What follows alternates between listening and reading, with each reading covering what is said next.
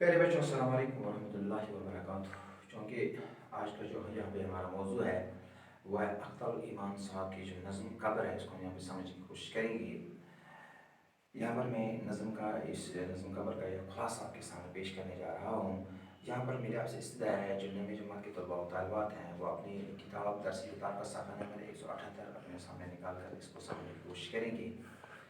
یہاں پر شاعر نے ایک قبر کو غریب کے گھر کے ساتھ یہاں پر تشبیہ دی ہے۔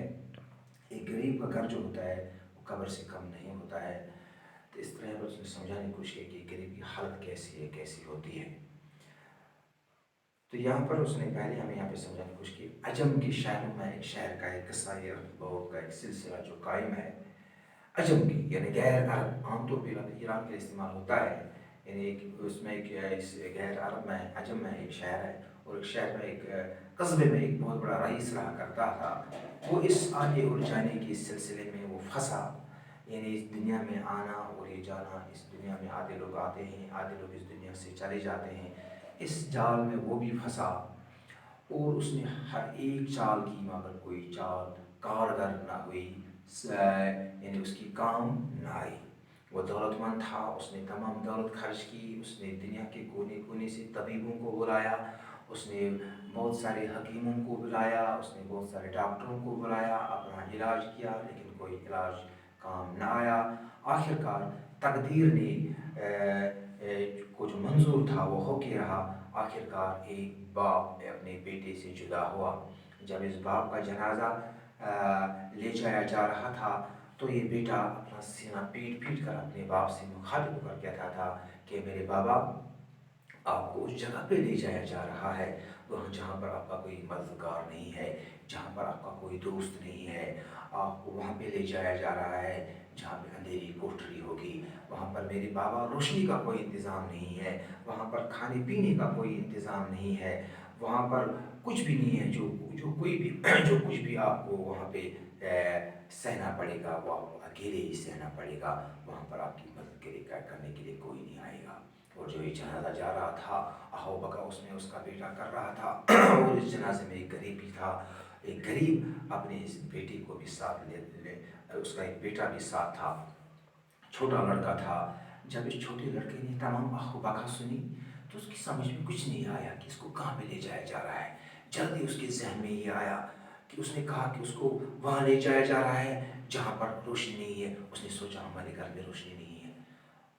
بادشاہ کا لڑکا کہہ رہا تھا اے میری بابا، آپ کو وہاں پہ لے جایا جا رہا ہے جہاں پر پانی نہیں ہے، جہاں پر کھانا نہیں ہے، جہاں پر اندھیری کوٹری ہے، جہاں پر کوئی مددگار نہیں ہے، جہاں کو جو کچھ بھی اس کو سہنا پڑے گا تو وہ اکیلے سہنا پڑے گا۔ اس نے کہا یہ تو ہمارے گھر میں ہر ایک چیز موجود ہے، نہ کھانا ہے، نہ پینا ہے، نہ روشنی ہے، نہ کوئی ہمدم ہے، نہ ہمارا کوئی مونس ہے۔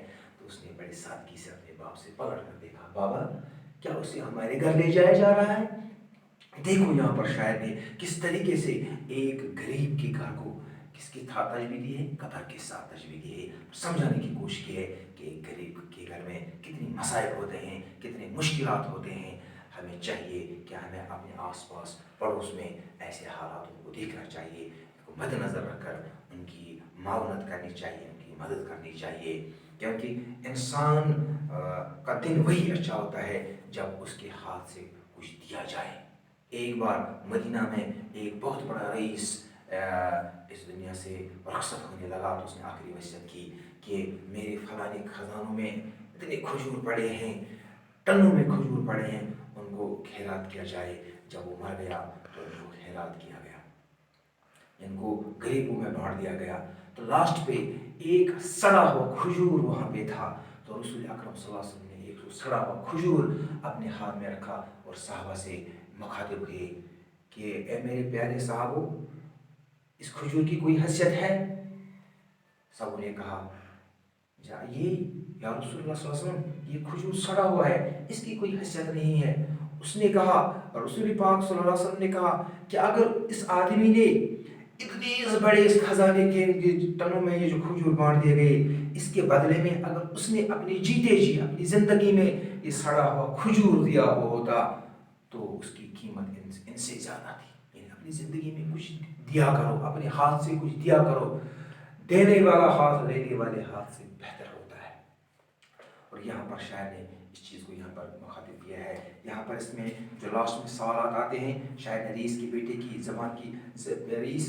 زبانی قبر کی زندگی کی تفصیل بیان کی ہے. یعنی شاعر نے رئیس کے بیٹے کی زبانی قبر کی زندگی کی تفصیل یوں بیان کی ہے کہ قبر ایک ایسی جگہ ہے جہاں پر کوئی ہمدم نہیں ہوتا ہے، جہاں پر کوئی دوست نہیں ہوتا ہے، جہاں پر کوئی مددگار نہیں ہوتا ہے. وہاں پر جو کچھ سہنا پڑتا ہے وہ اکیلے سہنا پڑتا ہے. نہ وہاں پہ روشنی ہے، نہ وہاں پر کھانے پینے کا انتظام ہے، نہ تکیے بچھونے کا کوئی وہاں پہ انتظام ہے. دوسرا سوال، غریب کے بچے کو قبر کی باتیں سن کر اپنا گھر کیوں یاد آیا؟ کیونکہ غریب کے بچے نے جب یہ سوچا کہ اس سے وہاں پہ نہ روشنی ہے، وہاں پر نہ کھانا ہے پینا ہے، وہاں پر کوئی ہمدم دوست وغیرہ نہیں ہے، اس نے سوچا کہ ہمارا بھی ایسا حال ہے، ہمارا کوئی دوست نہیں ہے، ہمارا کوئی مددگار نہیں ہے، ہمارے گھر میں روشنی نہیں ہے، ہمارے گھر میں کھانا پینا نہیں ہے، ہماری جو کوٹری ہے وہ ہمیشہ اندھیری رہتی ہے، اس میں روشنی کا کوئی انتظام نہیں ہے. اس لیے اس کو قبر کی باتیں سن کر اپنا گھر یاد آیا. اور تیسرا سوال ہے، اس نظم میں آخری شعر مصرع نکال دیا جائے تو اس نظم پر کیا اثر پڑے گا؟ آخری مصرع کون سا ہے؟ ہمارے گھر لیے جاتے ہیں کیا انہیں بابا. اگر یہ مصرع اس نظم سے نکالا جائے تو اس کی کوئی حیثیت ہی نہیں ہے، اس کی کوئی وقت ہی نہیں ہے، یہ محض ایک سے بارینہ معلوم ہوتا ہے. مجھے امید ہے کہ آپ کو یہ سب سمجھ میں آیا ہوگا، آپ کو یہ نظم سمجھ میں آئی ہوگی. اگر کوئی بھی طلبہ و طالبات، اگر کوئی بھی لڑکا اس نظم کو سمجھنے سے قاصر ہے تو مجھ پر فون وغیرہ قائم کر کے میں اس کو اچھی طرح سے سمجھا سکوں. باقی